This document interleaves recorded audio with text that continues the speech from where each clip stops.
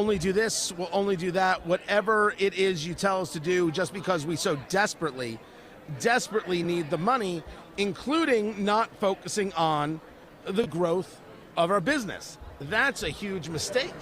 Not a huge mistake, Representative Kat Cammack of Florida, who joins us right now. How's that? That's my segue. Wow, that is a hell of an introduction. This is how a professional makes their living. Not a mistake. No, not a mistake. I'm going to put that in my bio now for every introduction moving forward. No, not a mistake. Let me just say for the record that a few years ago, I think we were still in Florida doing CPAC. Yes. I had my first introduction to you, where did she stand us up? I did not stand you up. It was something. And then you tried to make it up with me, and you brought me another member of Congress. And I'm like, I thought I was done for the day. And we had to do one more interview. You forced me to do more work, Representative. Since then... As a good Republican, you liked it. Well, I think the poll is out on that. But since then, you've been a very, very interesting and formidable voice. You have interesting, huh? You have been joyfully fearless. Yes. But you have not been someone who has... tweeted in all caps? Right? You've been able to engage a fight without looking like a crazy person. Yes. Which is a very difficult thing to do for far too many people. Is it that it doesn't take much to be direct and honest? You don't have to be nuts to do it? Mm-hmm. Yeah, some of the time I call it subtle trolling, right? Right. It's trolling with a smile. Sometimes it's the sweet Southern belle where you say, oh, bless your heart. Right. Right? Right. Living in Indiana, I had to learn that. Because in Brooklyn, no one ever said that. Yes. And you probably took it as a compliment. I did at first. Yes. How wrong I was. How wrong. So the thing that I find is very curious is people think that if you tweet in all caps, that suddenly that means that you're fighting the good fight. No, you're just tweeting in all caps. So that constant anger, I call it the angertainment machine. Mm-hmm. That is what is wrong with politics today, because it's all about the clickbait. It's, I'm going to say something absolutely outrageous that actually doesn't matter, that's not doing anything to move the needle. Meanwhile, my country's dying. So I think what we've strived for is conservative, not crazy. We've strived for solutions over some of the political antics. And I get it. The angertainment sells. You get out there, you talk about, oh, I'm fighting the good fight, I'm doing this. And a lot of people are. But at some point, you have to prove receipts. You've got to bring receipts. You got to show, yep, right, I'm passing legislation. I'm doing what it takes to get it done. And the behind the scenes, passing legislation, the grueling nights where you're sitting there scanning thousands of pages of legislation, and all you really want is a beer and a good night's sleep, that's not sexy. That doesn't make for good Twitter content. But that's what it takes to get it done. And the angertainment, as you call it, yes, appears on every side, right? The left does it, absolutely. the right does it. The left is the best at it. So that is not a compliment, by the way. That is not a compliment. So it really leads us to the conversation about a level of bipartisanship. And this comes up in some of the interviews we've done today about the fentanyl issue at the southern border. Yes. The fentanyl, whether it's supplied by China, yep, the fentanyl that is making its way through. I know the Cato Institute wants to tell you that the vast majority of fentanyl is coming in from Americans bringing it in. That doesn't explain how the Border Patrol agents are still dealing with fentanyl on a daily basis. My argument is if we can't engage a level of bipartisanship on fentanyl, there's no shot. So before I jump the gun, is there bipartisanship to be engaged that will stop fentanyl from coming across the border, or at least curtail it? I think there is. And this is where that angertainment part comes in. My husband's a first responder. He's a firefighter, SWAT medic. Just yesterday, he texted me and said, hey, sorry, hon, it's been a crazy day. I'm actually riding in. I had another fentanyl overdose. We have 300 people a day in this country dying of fentanyl poisoning because they think they're taking a Percocet, they think they're taking a Xanax. It's actually fentanyl because it's cheap. It gives you a very, very good quick high, but it is extraordinarily dangerous. We know where it's coming from. 160 different factories in China are manufacturing the precursors. We know that it's being processed in Mexico, and we know it's being trafficked across the southern border. Now, to the point about the amount, we're only catching 5 to 10%, and it's coming through. The reason it's being caught at the legal ports of entry, they say 95% of it's being caught at the legal ports of entry. Yeah, that's because we have the resources there. We have stretches along our southwest border, 230 miles in one place, where there's not a single agent to be found.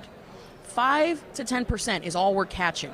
And the thing that is, and I'm getting to the bipartisan part, the thing that is absolutely critical is that it is not a Republican issue, it is not a Democrat issue. Correct. This is an American issue.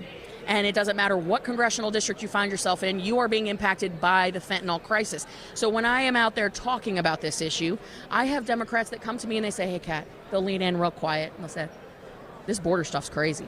Never seen anything like it before in my life. We've got to do something. To the point about bipartisanship legislatively, I'm working on a bill with Madeleine Dean on the fentanyl crisis. Madeleine Dean, her and I could not be further apart on the politics of our nation. But we both recognize that this is bigger than us, it's bigger than our careers, and this is about saving an entire generation from being poisoned by the Chinese and the Mexican cartels. Talking to Representative Kat Cammack of Florida. The Chinese, the cartels, China and the southern border. Can you do it like Trump? No, I can't. Come on. I can't do a Trump impression. Come on. I can't do it. I would try, but I would literally explode. You'd be so good. Wow, is that your Trump? You'd do so good. It'd be huge. China. Huge. Huge. I got you to do it. It's not. No, it wasn't like a real. It wasn't like a real thing. I was going to ask you about China and the southern border, but you brought up Trump. Let me change the gears and bring up Trump. It seems to me that CPAC's question is this okay? We're back in the saddle, Trump 2024, or is what could be possibly your man, Ron DeSantis, the governor of Florida, be the future?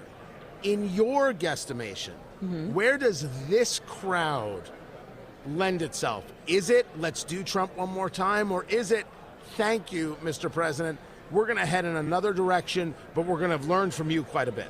You know, it's interesting. I've talked to a lot of folks. Last night I spoke to a couple hundred activists, and the room has a pretty consistent sentiment.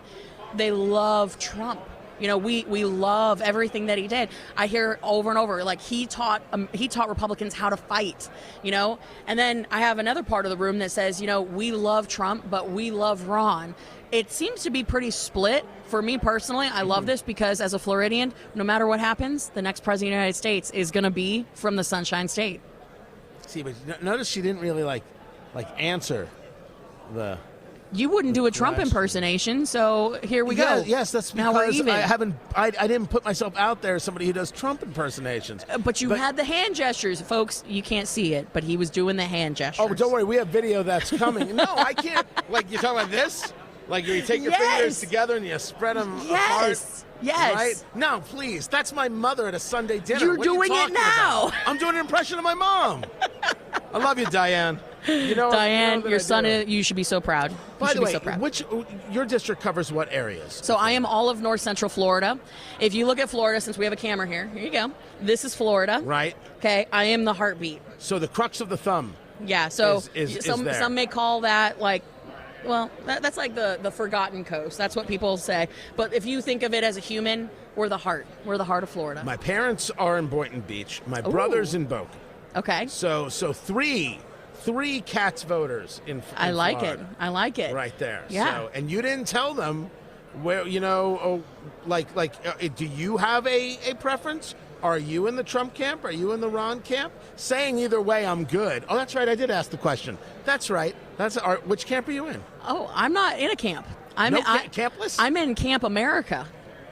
I think it is way too early to be actually even talking about this because here's the reality. But this room is. We can agree. I'm not going to be on the spot. Yeah. This room is talking about it. This room is talking about it. But here's what I'm focusing on.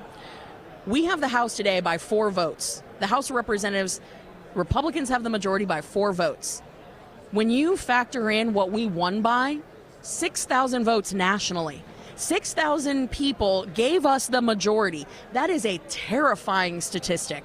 That is hanging on by a thread.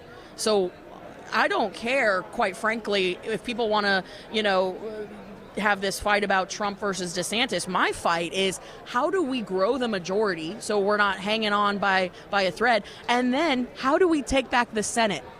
How do we do that? Because even if we take the White House, but we lose the House of Representatives and we lose the Senate, it doesn't matter. Game over. So we have major work to do that no one is paying attention to, and that's always been the big game, right? It's the shiny object, the sexy topic over here. Let's talk about this, but the really important thing is happening here, but we don't want anyone to talk about Representative Kat Cammack clearly has been reading my diary. And it was terrifying. Well, hey, what were those but references to Ashley Biden in there? Wow. Wow. That's a statement right there. It was a You know what? Wow. We're going to start drinking. I think that's what's happening right here. Tony made a friend. Tony made a friend. This is Tony Katz Today.